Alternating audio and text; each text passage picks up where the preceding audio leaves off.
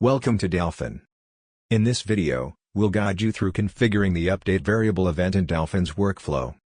Start by dragging a UI trigger into the workflow. Add a title and description that clearly defines the event, then select the appropriate method, menu, and window, and click Save.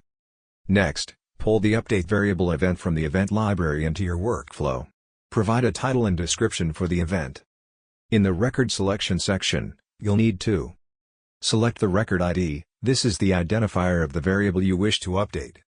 Choose how to fetch the record. You can either use a constant value, a fixed value, or data carry from a previous node to pass in the necessary record ID. Once the record is selected, the existing data will be auto-filled based on the selected variable. You can modify the following fields.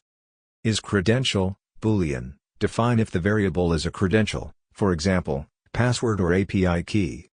Variable title, set or update the name of the variable. Variable type, choose from available data types such as string, number, array, etc.